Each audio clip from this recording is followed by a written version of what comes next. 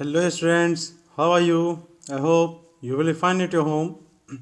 Today I'm Brijen Kumar Patel. Welcome to you all my channel Chemistry is Fun with Braj Patel. So in today's discussion we will see the Le Chatelier principle and the factors affecting the equilibrium. So let's start our discussion. In today's session, first, we will see the list of the topics which we are going to discuss. First is relation between Kp and Kc. Second is predicting the extent of a reaction. Le Chatelier principle. In Le Chatelier principle, we will see the effect of concentration change. Second, effect of pressure change, effect of inert gas addition, effect of temperature change, and effect of catalyst. So in these topics we will discuss. So let's start. First, relation between Kp and Kc. So before starting seeing the relation, let me tell you what is Kp and Kc. These are nothing else, just equilibrium constant. Okay, equilibrium constant, we have already discussed about it. So what is K? It is equilibrium constant. And what are the meaning of P and C? So C, it is a concentration of a reactant or product in liquid state or solid state. And Kp here K, it is equilibrium constant for gaseous reaction. If the reactants are gases, then we will use Kp. सो सीधा सीधा सा meaning समझना है, constant में इसको बहुत difficult नहीं समझना है. यदि गैसियस रिएक्शन होती है तो हम Kp यूज करते हैं, और सॉलिड या लिक्विड स्टेट में रिएक्शन है तो हम Kc यूज करते हैं. तो यहाँ यदि हमारे पास कोई रिएक्शन, अब सॉलिड यदि गैस में कन्वर्ट हो रहा है तो Kp और Kc में रिलेशन हमको देखना पड़ेगा. तो ये रिलेशन क्या ऐसा होगा? Let's consider reaction. ये हमने अभी लास्ट वीडियो में देख चुके हैं. Suppose this is a reaction A + B = C and D. Kc for this reaction, this will be product divided by reactant. तो ये हमने पहले पढ़ चुके हैं. अब हमको देखना है Kp. तो Kp देखने के लिए सबसे पहले आपको मालूम है ideal gas equation PV = nRT. ये हमने स्टेट्स ऑफ मैटर में पढ़ चुका है. यहाँ पर V का साइड आप चेंज कर दीजिए, ये हो जाएगा P = nRT/V. तो यहाँ पर P क्या है? P it is a pressure, V volume, N number of moles, R gas constant and T temperature in Kelvin scale. तो इन टर्म्स को हमको यूज करना है. तो P = क्या हो जाएगा? N/V RT. यहाँ N/V क्या होगा? N is number of moles और V क्या है? वॉल्यूम. वॉल्यूम यदि हम लीटर में लें तो मोल्स पर लीटर, और मोल पर लीटर इसका मतलब मोलैरिटी होता है. और मोलैरिटी क्या है? Molarity it is a term of concentration. तो यहां हम कह सकते हैं कि जो N/V है, N/V क्या है? मोल पर लीटर मींस कंसंट्रेशन. तो हम N/V को रिप्लेस करते हैं P = CRT. C यहां पर क्या है? कंसंट्रेशन. सो ये जो हमारे पास बन गया इक्वेशन P = CRT. तो यदि हमने रिएक्टेंट लिया है और रिएक्टेंट किस स्टेट में है? गैसेस स्टेट में है. तो गैसेस स्टेट के लिए अकॉर्डिंग टू ग्राहम्स लॉ और पार्शियल प्रेशर का जो लॉ हमने पढ़ा हुआ है, इनमें according to this law total pressure it is equal to partial pressure of contents और द कॉन्स्टिट्यूएंट्स. तो जैसे हम एक गैस का मिक्सचर लेते हैं, उस गैस के मिक्सचर में दो गैसेस हैं, ऑक्सीजन एंड हाइड्रोजन. हाइड्रोजन और ऑक्सीजन दोनों गैस को हमने एक बलून में फिल कर दिया. तो बलून का टोटल प्रेशर कितना होगा? ये टोटल प्रेशर होगा ऑक्सीजन एंड हाइड्रोजन दोनों के प्रेशर के सम के equal, means pressure of oxygen plus pressure of hydrogen. तो यहाँ हमको देखना है, अब यदि कोई रिएक्शन गैसेस स्टेट में होती है तो हमको क्या करना पड़ेगा? पार्शियल प्रेशर यूज करना. अब हम यहाँ पर कंसंट्रेशन यूज नहीं करेंगे. कंसंट्रेशन क्यों यूज नहीं कर सकते? क्योंकि यहाँ हमको मोल पर लीटर नहीं देखना, हमको यहाँ पर देखना है प्रेशर. तो ये जो हमारे पास कंसंट्रेशन टर्म आएंगी P = क्या? CRT. तो P यदि हम रिएक्टेंट A के लिए देखते हैं कि A का पार्शियल प्रेशर कितना होगा, so PA it is equal to CA. CA क्यों? क्योंकि कंसंट्रेशन ऑफ A, जो भी हमारे पास गैस है उस गैस का प्रेशर कितना होगा? पार्शियल प्रेशर कितना होगा उस गैस के? कंसंट्रेशन के ऊपर डिपेंड करेगा। गैस का कंसंट्रेशन बहुत ज़्यादा है तो पार्शियल प्रेशर भी उसका ज़्यादा होगा। यदि से 1 मोल गैस है तो उसका प्रेशर भी उतना ही कम होगा। तो सीधा सीधा सा हम इसको देखते हैं कि प्रेशर किस पर डिपेंड करेगा, कंसंट्रेशन पर। So P A it is equal to C A R T. यदि हम रिएक्टेंट बी के लिए पार्शियल प्रेशर कैलकुलेट करें तो P B equal to C B R T. फिर पी सी के लिए क्या होगा, partial pressure of C, P C equal to C C R T. P D it is equal to C D R T. तो ये हमने इसमें count किया हुआ है कि अब हम पार्शियल प्रेशर को यूज करेंगे। सो केपी की वैल्यू क्या होती है, यहां पर आपको दो चीजें समझ लेना है। कौन कौन सी चीज, पहला ये है कंसंट्रेशन के लिए, जब हमारे पास कंसंट्रेशन किस में दिया हो, मोल पर लीटर में, तब हम इसको यूज करेंगे। और ये जो कंसंट्रेशन, ये पार्शियल प्रेशर आ रहा है, पार्शियल की प्रेशर किस में आएगा, एटीएम में आएगा, पास्कल में होगा, ठीक है। तो ये कब हमको यूज करना है, जब गैस का पार्शियल प्रेशर गिवन हो। तो गैस का पार्शियल प्रेशर कितना होगा, P equal to C R T. P C equal to क्या हो जाएगा, P C equal to concentration of C into R T. P D equal to क्या हो जाएगा, partial pressure of D, so it is equal to concentration of D into R T. क्योंकि R और T एक reaction के लिए तो gas constant तो सबके लिए सेम है, टेम्परेचर। तो जब कोई एक रिएक्शन कराएंगे तो उसमें सारे के सारे रिएक्टेंट सेम प्रेशर में काम करेंगे। तो ये हो गया हमारे पास केपी।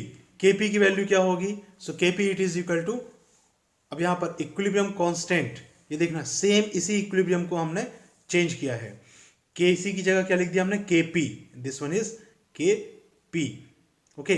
तो केपी की वैल्यू क्या हो जाएगी, KP it is equal to, सीधा सीधा सा product of concentration of product divided by product of concentration of reactant. तो यहां पर आपको कंसंट्रेशन का प्रोडक्ट निकालना था, यहां पर हम क्या निकालेंगे, प्रोडक्ट ऑफ पार्शियल प्रेशर। तो चलिए इसको हम सॉल्व करते हैं। KP it is equal to partial pressure of C into partial pressure of D raise to the power stoichiometric coefficient. P A partial pressure of P A, partial pressure of P B, ये हमने इसमें change कर दिया। तो values आप देख सकते हैं क्लियर, जहां हमने कंसंट्रेशन लिखा था उस जगह कंसंट्रेशन की जगह हम क्या लिख रहे हैं, अब उस रिएक्टेंट का पार्शियल प्रेशर कितना है। तो ये हो गया अपना मोल पर लीटर, ये कंसंट्रेशन की बात कर रहे हैं हम। और जब गैसेस स्टेट में होगी, ये कौन कौन सी स्टेट में है, सॉलिड एंड लिक्विड स्टेट में। और ये कब हम यूज करेंगे, जब गैसेस स्टेट में हो। तो पार्शियल प्रेशर ऑफ सी ये किस में होगा, एटीएम में होगा, पास्कल में होगा, इनको हमको देखना है। चलिए तो केपी की वैल्यू क्या हो जाएगी, इस केसी को हमने रिप्लेस कर दिया केपी से, और ये जो कंसंट्रेशन है, इस कंसंट्रेशन की जगह हम क्या यूज कर रहे हैं, पार्शियल प्रेशर। तो अब इन दोनों इक्वेशन को समझने में दिक्कत नहीं जाएगी। कहां पर हमने क्या चेंज किया है, कंसंट्रेशन की जगह लिया हुआ हमने पार्शियल प्रेशर और केसी की जगह लिखा है केपी, ठीक है। चलिए तो अब आगे देखते हैं हम कि केपी और केसी में कैसे रिलेशन निकालेंगे। KP it is equal to, अब पीसी की वैल्यू क्या है, तो यहाँ पर पी ए पी बी ये वैल्यूज हमने निकाला हुआ है, पी ए पी बी। इसी टाइप से पी सी आएगा, P C equal to C C R T होगा, P D it is equal to C D R T होगा। तो इन वैल्यूज को हमको रखना है। तो पी सी की जगह क्या रखेंगे हम, पी सी की जगह C C R T, power same रहेगी। पी डी की जगह C D R T, power same रहेगी। पी ए की जगह क्या लिखेंगे हम, पी ए की जगह लिखना है हमको C A R T, power same है, C B R T, power same है। तो ये वैल्यूज को हमको लिखना है। चलिए अब इसके बाद इसको देखो हम क्या करने वाले हैं, इसमें आर टी, सब में से आर टी को कॉमन निकाल लो। तो जैसे हम मैथ्स का सिंपल सा पैटर्न है, यदि हमने ये लिखा हुआ है सी सी आर टी पावर सी, तो इसको हम क्या लिख सकते हैं, सी सी पावर सी और आर टी पावर सी। तो इनको हम अलग अलग कर सकते हैं, ठीक है। जब हम अलग अलग करेंगे तो हमारे पास क्या क्या इसमें प्रोडक्ट मिलेंगे, इसको समझना है। सी सी आर टी में से सी सी को निकाल दिया, पावर सी। सी डी आर टी में से सी डी को निकाल दिया, पावर डी। और आर टी अब क्या बचेगा, तो इसको बहुत ज़्यादा कॉम्प्लिकेटेड नहीं करना है इसको। यह हमने यहाँ से क्या क्या निकाला, सी सी आर टी पावर सी, इसको हमने किस में चेंज कर दिया, सी सी पावर सी और आर टी पावर सी। फिर इसी टाइप से सी डी को हम चेंज कर देंगे, सी डी पावर डी और आर टी पावर डी। तो इन दोनों को हम एक साथ लिख दें, ये लिख दिया हमने इन दोनों को एक साथ, यहाँ पर लिख दिया है। और बचा क्या, बचेगा यहाँ पर हमारे पास आर टी पावर सी और R T power D. So when the basis are same power will be sum. तो यहाँ पर R T C plus D हो जाएगा। तो ये हमने लिख दिया इसको इस फॉर्म में। चलिए इसी टाइप से हम नीचे वैल्यूज को चेंज कर देते हैं, सी ए सी भी पास में आ जाएंगे, are T power A plus B. यहाँ पर आर टी जो है, आर टी को ऊपर ले जाएंगे, आर टी को ऊपर ले जाएंगे तो ये वैल्यू बन जाएगी K P, it is equal to this one. ये वैल्यूज हमको मिलेगी। अब इस वैल्यू से समझना है कि R T C plus D minus A plus B ये कैसे होगा, इनकी वैल्यूज क्या होगी। तो सी प्लस डी क्या है, अब आते हैं हम इस इक्वेशन में। सी प्लस डी, ये जो स्मॉल सी और स्मॉल डी की बात कर रहे हैं, ये क्या है, number of moles of C, number of moles of D. तो नंबर ऑफ मोल्स ऑफ, ये दोनों क्या है, प्रोडक्ट। तो number of moles of product और ए और बी ये क्या हो जाएगा, number of moles of reactants. So सीधा सा ये जो वैल्यूज है टोटल, ये टोटल वैल्यू क्या हो जाएगी, number of moles of reactant minus number of moles of product. तो दोनों के नंबर ऑफ मोल्स का डिफरेंस निकालना है। ये डिफरेंस कितना होगा, ये डिफरेंस इनका, इसको हम लिखते हैं डेल एन। डेल एन क्यों, क्योंकि जब आप इनको सॉल्व करेंगे तो ये बन जाएगा K P it is equal to K C R T del N. K C क्यों कर दिया हमने, क्योंकि यहाँ देखिए के सी की वैल्यू क्या है, ये है के सी की, और यहाँ पर भी टोटल वैल्यू क्या है, this is equal to K C. So K P it is equal to K C R T, और ये दोनों क्या हो जाएंगे, इसको हमने लिख दिया डेल एन, जहाँ पर डेल एन क्या है, del N is equal to C plus D minus A plus B. ये वैल्यू आपको लिखना है इसमें। तो ये हो गया हमारे पास relation between K P and K C. इसको हम एक न्यूमेरिकल के थ्रू समझेंगे, बहुत इजीली समझ में आएगा। Here is numerical and the question is for the equilibrium 2NOCl 2NO plus Cl2 the value of the equilibrium constant is this one. Calculate Kp for the reaction at this temperature.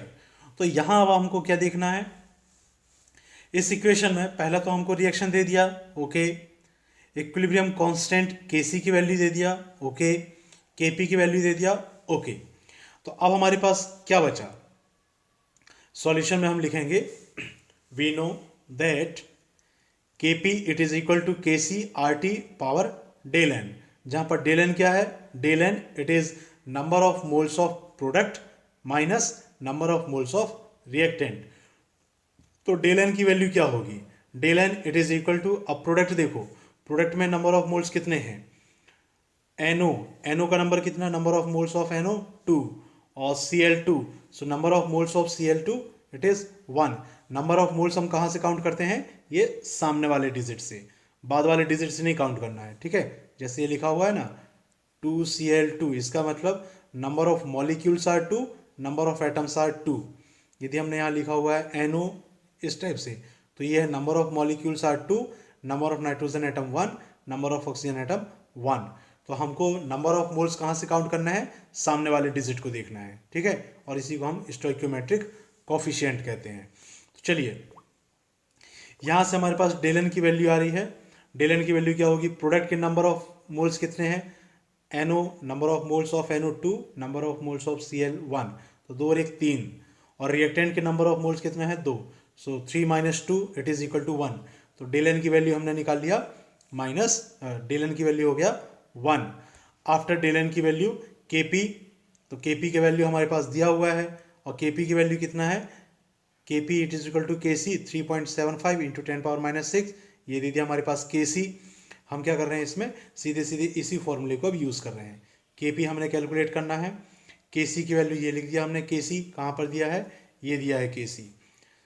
उसके बाद R, तो R gas constant है, fix value है, और T temperature, तो temperature ये दिया हुआ है, इसने केल्विन स्केल में टेम्परेचर दिया हुआ है।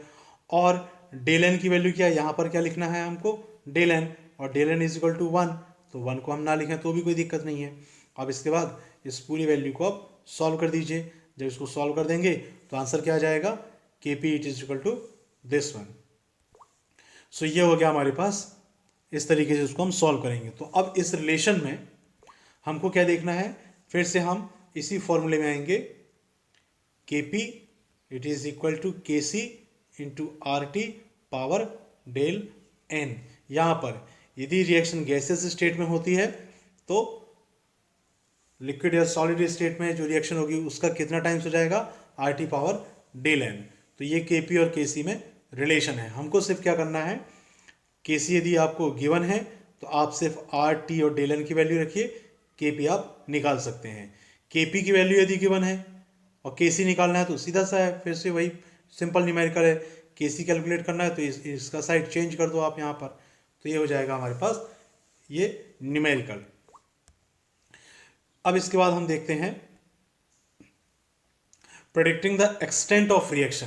तो एक्सटेंट ऑफ रिएक्शन का मतलब क्या, कि यदि हमारे पास Kc की वैल्यू गिवन है, हमने न्यूमेरिकल सॉल्व किया, Kc कैलकुलेट किया, तो Kc को देख करके हम क्या प्रेडिक्शन कर सकते हैं, क्या हम उसमें बता सकते हैं। बताने का मतलब क्या कि रिएक्शन किस साइड होगी, फॉरवर्ड डायरेक्शन में होगी, बैकवर्ड डायरेक्शन में होगी या इक्विलिब्रियम में होगी। तो ये वैल्यू डिपेंड करती है Kc पर। Kc कैसे, फर्स्ट Kc की value if Kc is greater than 10 power 3 means more than 1000, तो यदि 1000 से बड़ा है वैल्यू तो रिएक्शन कहाँ जाएगी, प्रोडक्ट प्रिडोमिनेट। प्रिडोमिनेट मतलब प्रोडक्ट ज़्यादा होगा एज कंपेयर टू रिएक्टेंट। तो जब प्रोडक्ट ज़्यादा होगा रिएक्टेंट कम होगा तो रिएक्शन किस डायरेक्शन में जाएगी, प्रोडक्ट ज़्यादा होगा रिएक्टेंट कम, मतलब रिएक्शन फॉरवर्ड डायरेक्शन में है। तो इसको हम लिखेंगे if Kc is very large the reaction proceeds nearly to completion. Completion क्यों, जब सारा का सारा रिएक्टेंट प्रोडक्ट में कन्वर्ट होगा तभी तो रिएक्शन कंप्लीट होगी। तो यहाँ पर Kc if it is greater than 10 power 3 then product ज़्यादा बनेगा, रिएक्शन फॉरवर्ड डायरेक्शन में होगी। If Kc is less than 10 power minus 3, ठीक है, 10 पावर माइनस 3, इससे कैलकुलेट करना, यदि Kc की वैल्यू इतना है तो क्या होगा, रिएक्शन किस साइड जाएगी, बैकवर्ड डायरेक्शन में। रिएक्टेंट प्रोडोमिनेट ओवर प्रोडक्ट, तो रिएक्टेंट की तरफ शिफ्ट कर जाएगी, मतलब बैकवर्ड डायरेक्शन में। Okay, and if Kc in the range of 10 power minus 3 to 10 power 3, तो यदि इस दोनों की वैल्यूज के बीच में है Kc तो इक्विलिब्रियम मिलेगा हमको। तो यहाँ हम Kc की वैल्यू देख करके बता सकते हैं कि रिएक्शन किस साइड जाएगी, फॉरवर्ड डायरेक्शन में होगी, बैकवर्ड डायरेक्शन में होगी या फिर इक्विलिब्रियम में रहेगी। तो ये है predicting the extent of a reaction. इस टर्म्स को याद रखना, ठीक है, कि Kc की वैल्यू कैसे कैसे रिएक्शन को फिक्स करेगी।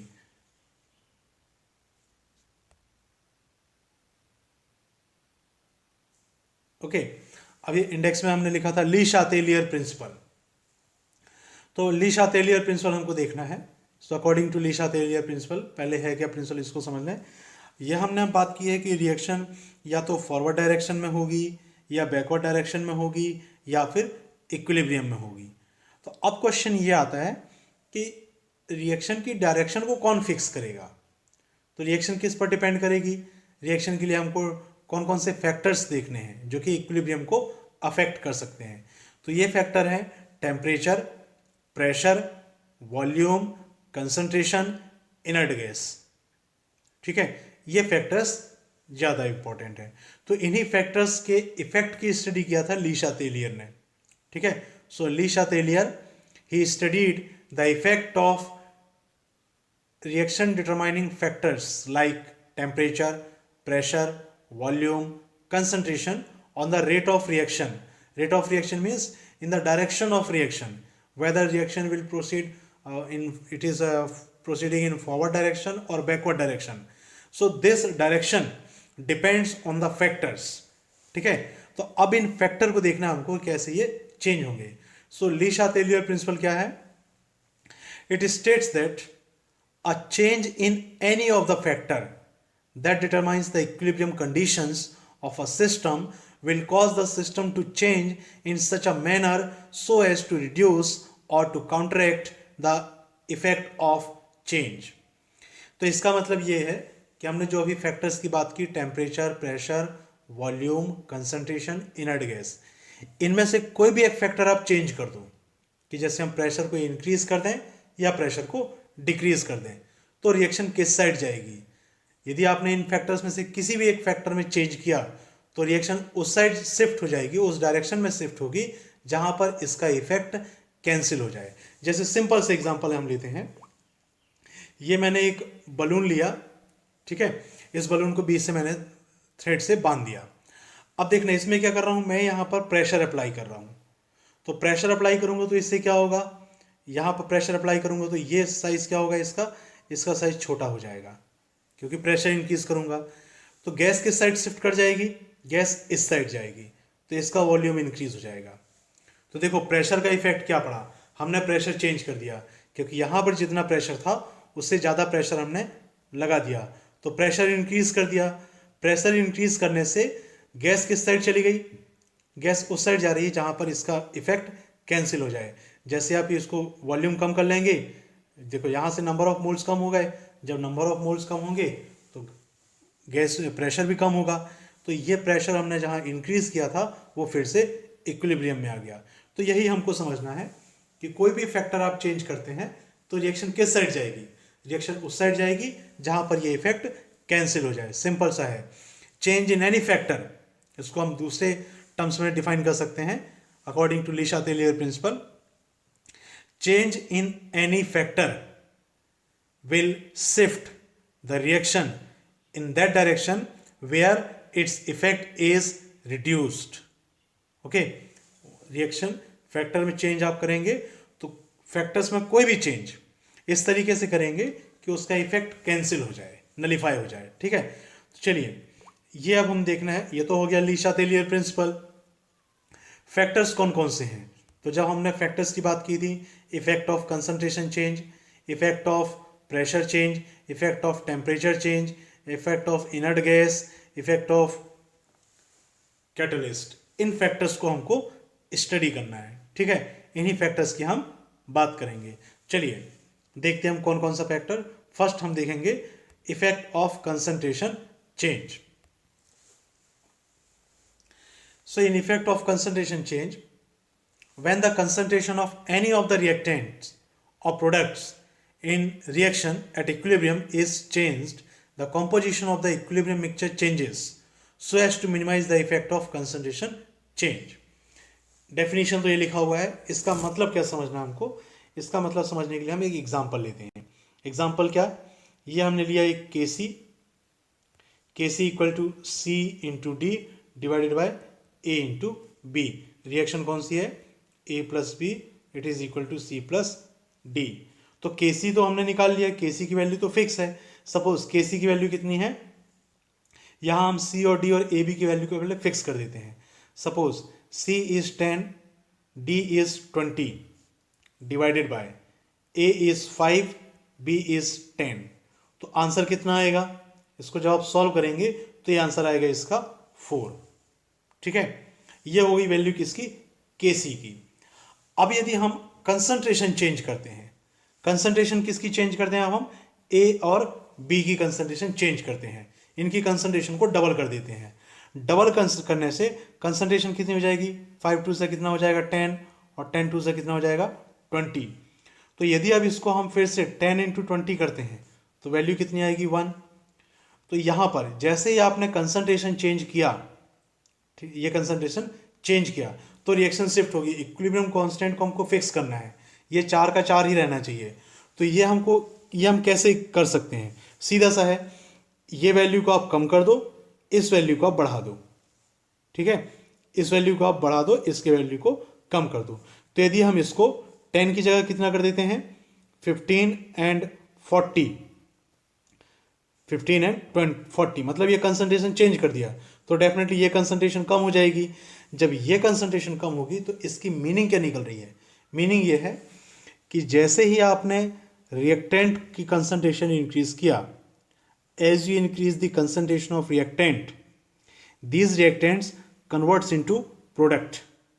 और प्रोडक्ट में क्यों कन्वर्ट हो रहे हैं, क्योंकि हमको इक्विलिब्रियम कांस्टेंट को फिक्स रखना है।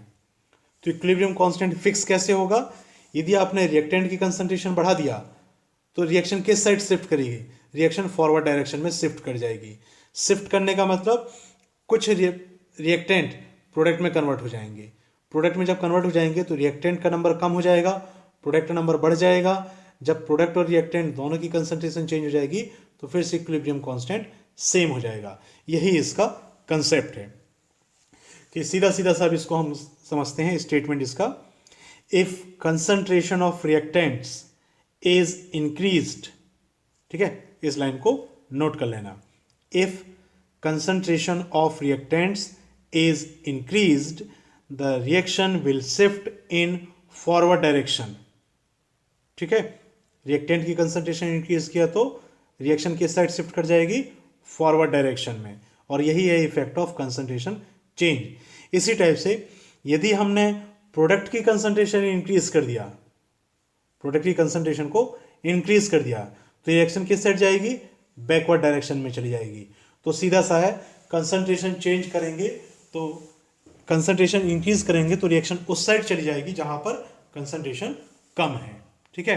तो रिएक्टेंट की कंसंट्रेशन इंक्रीज करेंगे तो फॉरवर्ड डायरेक्शन में शिफ्ट होगी, प्रोडक्ट की कंसंट्रेशन चेंज कर दीजिए आप तो बैकवर्ड डायरेक्शन में शिफ्ट होगी, और यही है effect of concentration change. After effect of concentration change, second factor is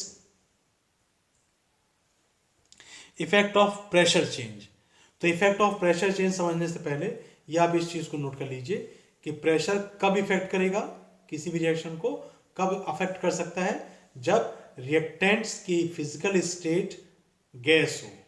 solid और लिक्विड में प्रेशर का इफेक्ट नहीं होता है। रीजन क्या है, प्रेशर यदि आप इंक्रीज करोगे, कोई एक सॉलिड पार्टिकल लेते हैं, सॉलिड पार्टिकल को आप कितना भी प्रेशर लगा दो, उसका वॉल्यूम तो कम नहीं होगा। लिक्विड में भी वही होता है, लिक्विड का वॉल्यूम कम नहीं होगा, पर गैस का वॉल्यूम चेंज हो जाएगा, और इसीलिए प्रेशर का इफेक्ट कहाँ पड़ेगा, उन रिएक्शंस में पड़ेगा जिसमें फिजिकल स्टेट क्या होगी, गैस होगी। चलिए देखते हैं कौन कौन से ऐसे। तो ये हो गया pressure affects the gaseous reaction where the total number of moles of gaseous reactants and total number of moles of gaseous products are different. सिर्फ गैसियस रिएक्शन में होगी, सॉलिड और लिक्विड में नहीं होगा। According to Le Chatelier principle, Le Chatelier principle ने वही बात की, अब यदि सॉलिड और लिक्विड गैस में है तो इसको हम इग्नोर कर सकते हैं क्योंकि वॉल्यूम में कोई चेंज नहीं होगा। तो चलिए हम देखते हैं फैक्टर कि प्रेशर का इफेक्ट क्या है। If pressure is increase the reaction shifts in that direction where pressure is reduced, it means number of moles are less.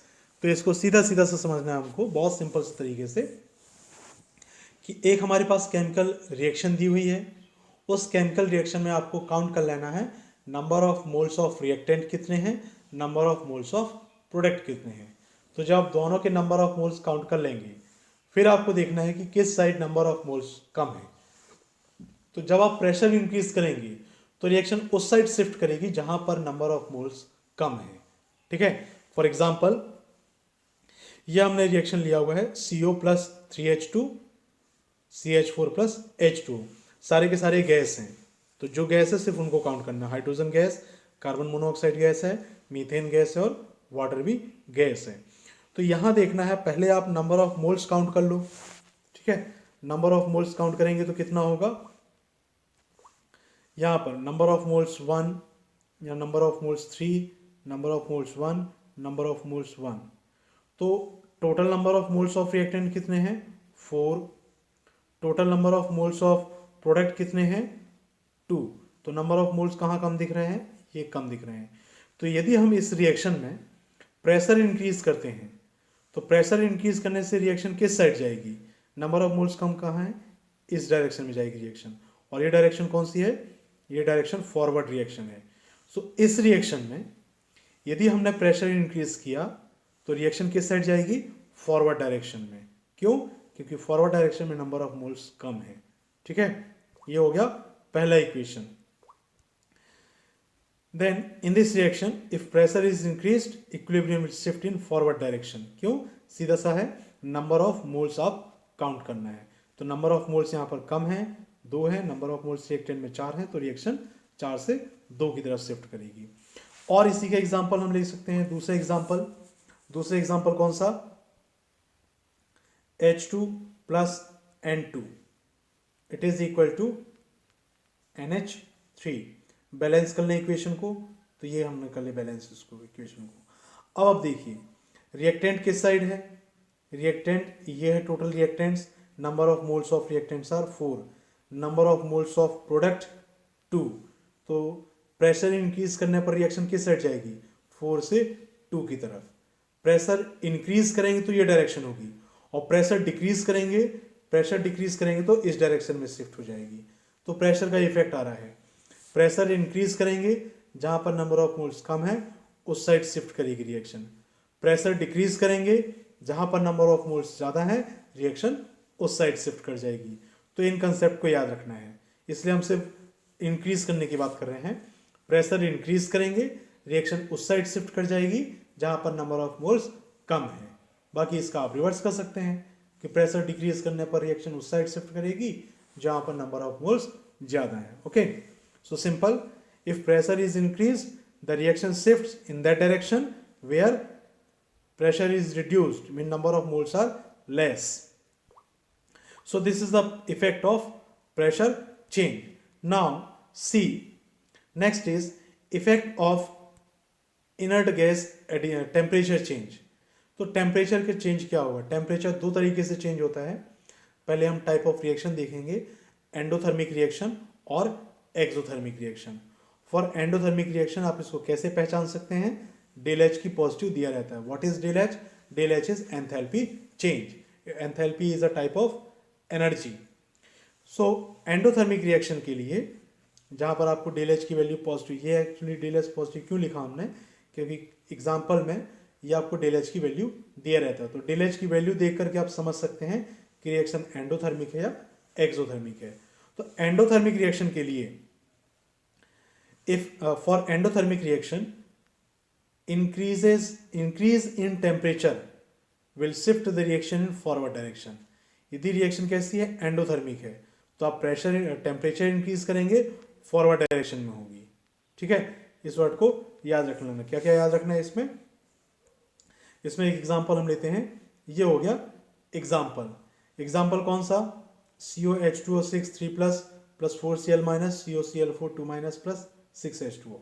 यहाँ पर आपको देखना है at room temperature the equilibrium mixture is blue due to COCl4 2-। When cooled in freeze the colour of mixture changes to pink. ये हमने colour इसलिए दिखा दिया कि आपको कलर पहचानने में दिक्कत ना हो। तो देखो रूम टेम्परेचर में कंसंट्रेशन किसकी ज़्यादा होगी, प्रोडक्ट ज़्यादा होता है। रिएक्शन कैसी है, एंडोथर्मिक है। तो एंडोथर्मिक रिएक्शन के लिए देखो, अब हम पॉइंट्स की बात कर रहे हैं। फॉर एंडोथर्मिक रिएक्शन, ठीक है, एंडोथर्मिक रिएक्शन के लिए इफ टेम्परेचर इज इंक्रीज्ड तो रिएक्शन किस सब शिफ्ट करेगी। For endothermic reaction increase in temperature shift the reaction in forward direction. तो टेम्परेचर इंक्रीज करेंगे, रिएक्शन किस साइड जाएगी, प्रोडक्ट, ये क्या बनाएगा, प्रोडक्ट की तरफ जाएगी, रिएक्टेंट टू प्रोडक्ट। ठीक है, फिर से for endothermic reaction if pressure is increased reaction will shift from reactant to product, और pressure is decreased then reaction क्या होगी, रिएक्शन बैकवर्ड डायरेक्शन में हो जाएगी। तो इस कंसेप्ट को आपको याद रख लेना है। कौन सा कंसेप्ट, एंडोथर्मिक रिएक्शन के लिए टेम्परेचर इंक्रीज करेंगे तो रिएक्शन फॉरवर्ड डायरेक्शन जाएगी, टेम्परेचर डिक्रीज करेंगे तो रिएक्शन बैकवर्ड डायरेक्शन में जाएगी। अब यहां पर देखना क्या इफेक्ट हो रहा था, एट रूम टेम्परेचर कलर क्या है मिक्सचर का, ब्लू कलर है। व्हेन कूल्ड मतलब क्या, टेम्परेचर कम कर रहे हैं हम, टेम्परेचर कम कर रहे हैं मतलब डिक्रीज। तो जब आप टेम्परेचर कम करेंगे तो रिएक्शन किस साइड जाएगी, प्रोडक्ट से रिएक्टेंट। ये देखो ब्लू कलर किस में चेंज हो रहा है, पिंक कलर में। तो ये जो हमारे पास कलर था ब्लू कलर, ये किस में चेंज हो गया, पिंक कलर में। तो इस पॉइंट को आपको नोट कर लेना है। कौन सा पॉइंट, ये वाला पॉइंट, कौन सा, एंडोथर्मिक रिएक्शन के लिए temperature is increased reactant to product, temperature is decreased product to reactant. अब सेम पैटर्न हम कर लेते हैं एक्सोथर्मिक रिएक्शन के लिए। एक्सोथर्मिक क्या होगा, यदि आपने इसमें टेम्परेचर इंक्रीज किया तो जस्ट एंडो के जस्ट अपोजिट है यहाँ पर एक्सो, तो रिएक्शन क्या होगी, इस डायरेक्शन में जाएगी। और टेम्परेचर डिक्रीज करेंगे तो रिएक्शन किस डायरेक्शन में जाएगी, फॉरवर्ड डायरेक्शन में। ये इन पॉइंट्स को याद रख लें, इन दोनों पॉइंट को आप नोट कर लेंगे। फॉर एंडोथर्मिक रिएक्शन अलग होगा, एक्सोथर्मिक के लिए टेम्परेचर चेंज अलग होगा, दोनों में जस्ट उल्टा है। ऐसा नहीं कि हम कॉमन स्टेटमेंट दे दें temperature is increase reaction shift in forward direction, नहीं, आपको पहले देखना है रिएक्शन की कंडीशन क्या है। और ये कंडीशन देखने के लिए हमने डेल एच यूज किया है, डेल एच की वैल्यू आप देख लेंगे। चलिए इन्हीं को हम आगे देखते हैं। For exothermic reaction increase in temperature shift the reaction in backward direction, just opposite इसका केस आ रहा है। जस्ट अपोजिट कैसे, देखो ये एंडोथर्मिक रिएक्शन था, ये एक्सोथर्मिक है। Increase in temperature, increase in temperature shift the reaction forward direction में और यहाँ पर बैकवर्ड डायरेक्शन में। तो यदि आप टाइप ऑफ रिएक्शन चेंज कर दो एंडोथर्मिक से एक्सो, तो जस्ट इफेक्ट इसका उल्टा हो गया। एग्जाम्पल इसका देखते हैं हम। Formation of ammonia is an exothermic reaction, ठीक है, अमोनिया का फॉर्मेशन क्या है, एक्सोथर्मिक रिएक्शन है। So low temperature will shift reaction in forward direction, ठीक है, क्योंकि सीधा सा है कि यदि आप एक्सोथर्मिक रिएक्शन के लिए वो जो हमने स्टेटमेंट लिखा था उनको नोट कर लेना है एंडो और एक्सो के लिए। तो ये हो गया effect of temperature. After effect of temperature now we will see the effect